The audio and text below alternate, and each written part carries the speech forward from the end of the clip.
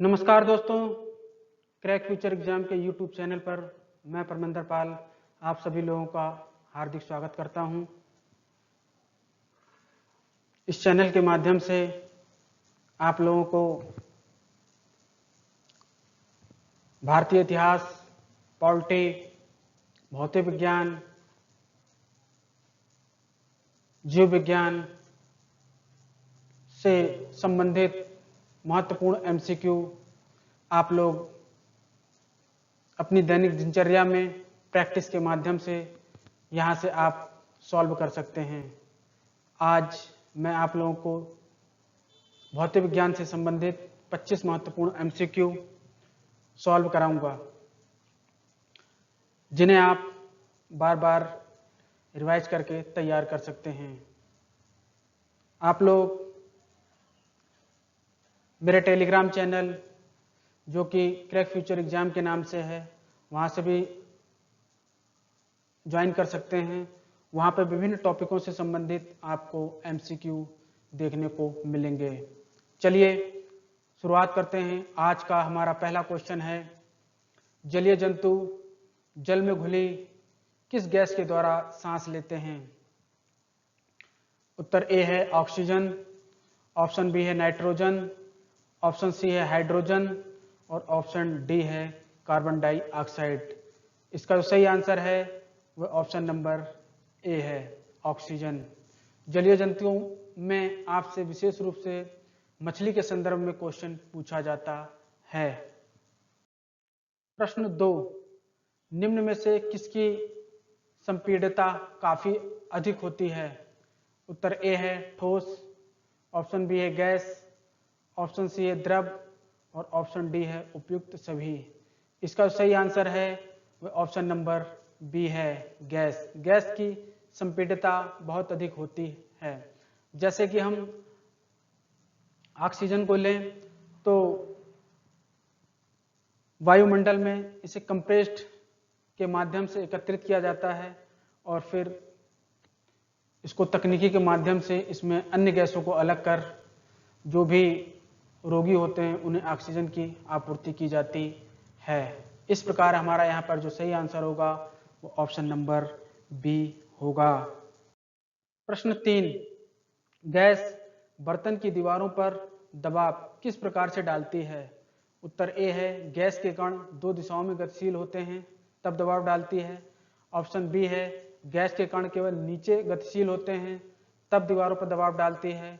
Option C है gas के कण केवल ऊपर गतिशील होते हैं तब दबाव डालती है। या ऑप्शन डी है गैस के कण सभी दिशाओं में गतिशील होते हैं तब दबाव डालती है। इसका यहाँ पर जो सही आंसर होगा वो ऑप्शन नंबर डी होगा। जो हमारा गैस का एक बर्तन है उसमें जैसे आप लोगों ने गैस घरों में जो यूज की जाती है उसे देखते होंगे, इसमें जो गैस भरी रहती है वो सभी दिशाओं में गतिशील होती है तब उस पर एक प्रेशर पड़ता है। इस प्रकार जो यहाँ पर सही आंसर होगा वो ऑप्शन नंबर डी होगा। प्रश्न 4, लकड़ी की एक मेज ठोस क्यों कहलाती है? उत्तर ए है उसका एक निश्चित आकार तथा आयतन होता है। ऑप्शन बी है एक निश्चित आकार होता है। ऑप्शन सी है एक निश्चित आयतन होता है और ऑप्शन डी है उपयुक्त में से कोई नहीं। इसका जो सही आंसर है यहाँ पे वो ऑप्शन नंबर ए है, निश्चित आकार तथा आयतन होता है। प्रश्न 5, पदार्थ किसे कहते हैं? उत्तर ए है इसका एक निश्चित द्रव्यमान होता है। ऑप्शन बी है इसका एक निश्चित आयतन होता है। ऑप्शन सी है इसका एक आयतन व द्रव्यमान होता है और ऑप्शन डी है उपयुक्त में से कोई नहीं। यहाँ पर जो इसका सही आंसर होगा वो ऑप्शन नंबर सी होगा, इसका एक आयतन व द्रव्यमान होता है। प्रश्न 6, गर्म खाने की गंध कई मीटर दूर से ही आने लगती है जबकि ठंडे खाने की महक नहीं आती है। ऐसा क्यों होता है? आप लोगों ने देखा होगा कहीं आप लोग अगर जा रहे हो, अगर किसी घरों में खाना बन रहा है तो उसकी महक आप लोगों तक आने लगती है या जो उस गली से गुजरता है उसकी महक आने लगती है। उसका कारण है कि जो गैस के अणु हैं वो तेजी से गतिशील होते हैं इसलिए जो है उसकी महक हमारे तक आने लगती है। उत्तर देखते हैं, गर्म खाने में गति ऊर्जा अधिक होती है, गर्म खाने में कम गति ऊर्जा होती है। ऑप्शन सी है, ए व बी दोनों सही हैं और ऑप्शन डी उपयुक्त में से कोई नहीं। इसका जो सही आंसर होगा वो ऑप्शन नंबर ए होगा। गर्म खाने में गति ऊर्जा अधिक होती है, इसलिए उसके कण जो है वायु में घुल के दूर तक चले जाते हैं। प्रश्न 7, निम्न को बढ़ते हुए घनत्व के क्रम में व्यवस्थित करें। बढ़ते हुए क्रम में, बढ़ते हुए मतलब पहले छोटा रखना है, फिर उससे बड़ा रखना है, फिर उससे बड़ा, फिर उससे बड़ा। तो वायु, चिमनी का धुआं, शहद और जल, इसको बढ़ते हुए क्रम में रखना है। तो वायु, चिमनी का धुआं, शहद, जल, ये 4 ऑप्शन दे रखे हैं। इसका जो सही आंसर होगा वो ऑप्शन नंबर डी होगा। पहले वायु, उसके बाद चिमनी का धुआं, इसमें धूल कण, इसके बाद जल और इसके बाद शहद होगा इसका राइट आंसर। प्रश्न 8, 100 डिग्री सेल्सियस तापमान पर जल की क्या अवस्था होगी। उत्तर ए है, जल की कुछ मात्रा द्रव अवस्था में होगी। ऑप्शन बी है, जल की कुछ मात्रा गैस अवस्था में होगी। ऑप्शन सी है, जल की कुछ मात्रा ठोस अवस्था में होगी। और ऑप्शन डी है, ए व बी दोनों सही हैं। तो यहाँ पर जो इसका सही आंसर है वो ऑप्शन नंबर डी है, ए व बी दोनों सही हैं। प्रश्न 9, गर्म शुष्क दिन में कूलर अधिक ठंडा क्यों करता है। उत्तर ए है, गर्म शुष्क दिनों में वायुमंडल में अधिक आर्द्रता के कारण। ऑप्शन बी है, गर्म शुष्क दिनों में वायुमंडल में कम आर्द्रता के कारण। ऑप्शन सी है, वाष्पीकरण नहीं होता। और ऑप्शन डी है, वाष्पीकरण कम होने के कारण।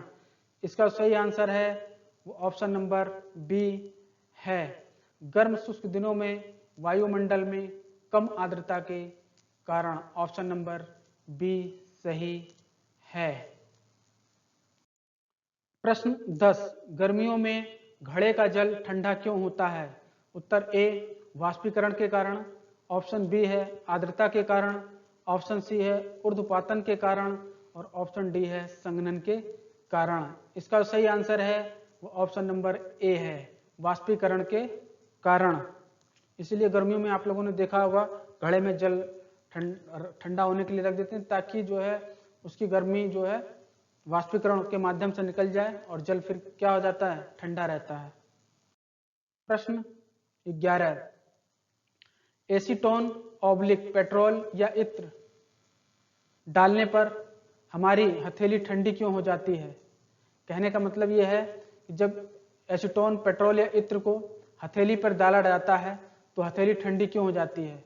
उत्तर ए है, ये तेजी से वाष्पीकृत नहीं होते। ऑप्शन बी है, तेजी से वाष्पीकृत होते हैं। ऑप्शन सी है, हथेली का तापमान घटा देते हैं। और ऑप्शन डी है, बी व सी दोनों सही हैं। यहाँ पर इसका जो सही आंसर होगा वो ऑप्शन नंबर डी होगा, बी व सी दोनों सही हैं। क्योंकि ये पेट्रोल, ये सब क्या होते हैं, ठंडे होते हैं। और हमारी हथेली क्या होगी, हमारी हथेली गर्म होती है। जैसे ये ठंडे पदार्थ हमारे हाथ की हथेली पे गिरते हैं, ये हाथ की गर्मी को अवशोषित कर लेते हैं। जब हाथ की गर्मी को अवशोषित कर लेंगे तो हमारी हथेली क्या होगी, ठंडी लगने लग जाएगी। इस प्रकार यहाँ पे जो इसका सही आंसर होगा वो ऑप्शन नंबर डी होगा।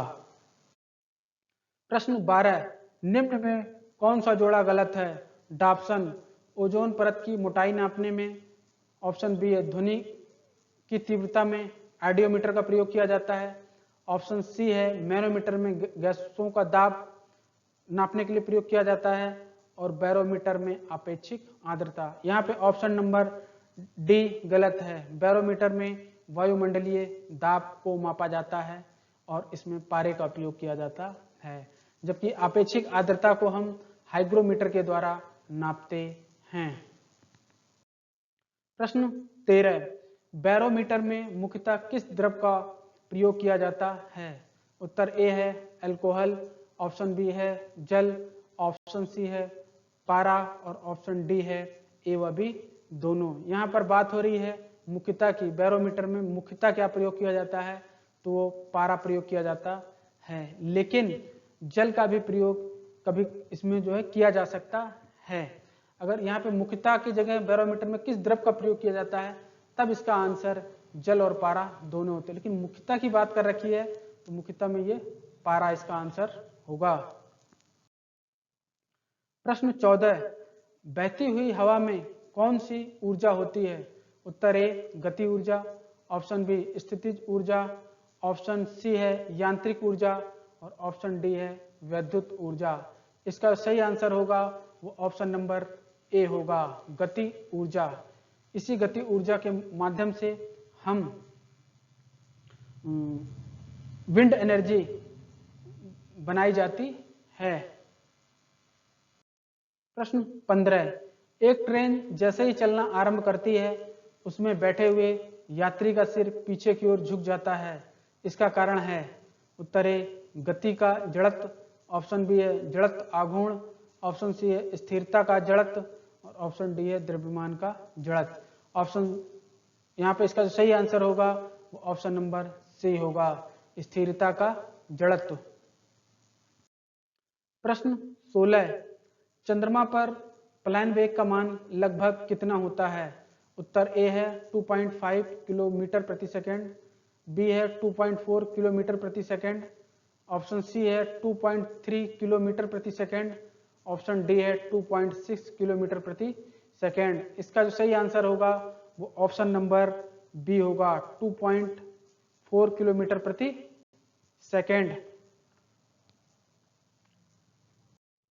प्रश्न 17, नैनो द्रव्यों का सर्वाधिक महत्वपूर्ण गुण क्या होता है?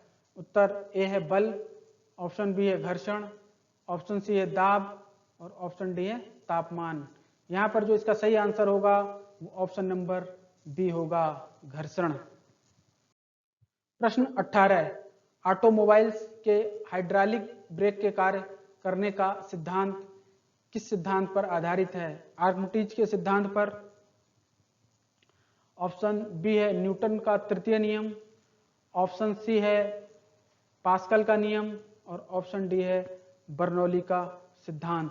यहाँ पर जो इसका सही आंसर है वो ऑप्शन नंबर सी है, पास्कल के सिद्धांत पर यह कार्य करता है।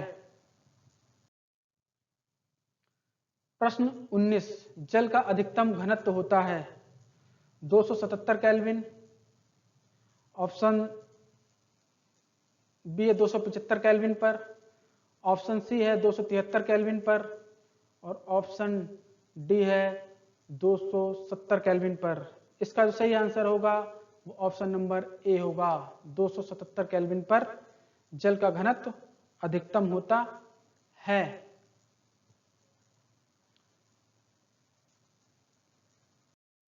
प्रश्न 20, समुद्र में प्लवन करते हुए आइसबर्ग का कितना भाग समुद्र की सतह के ऊपर होता है? यहाँ पर आप लोग याद रखिएगा, ये आर्कमिटीज के सिद्धांत में जो 1/10 दिया है उसके अनुसार नहीं होगा, प्लवन करते हुए आइसबर्ग का, और इस प्रकार की विशेषता में आर्कटिक महासागर में दिखाई देती है। ये एक अलग प्रकार का क्वेश्चन है, इसमें आप लोगों को इस प्रकार के क्वेश्चनों को ध्यान में रखना होगा। उत्तर ए है 1/10 भाग, ऑप्शन बी है 1/9 भाग, ऑप्शन सी है 1/8 भाग, और ऑप्शन डी है 1/7 भाग। यहाँ पर जो इसका सही आंसर होगा वो ऑप्शन नंबर बी होगा, 1/9 भाग। यहाँ बर्फ की बात हो रही है, आइस की बात हो रही है।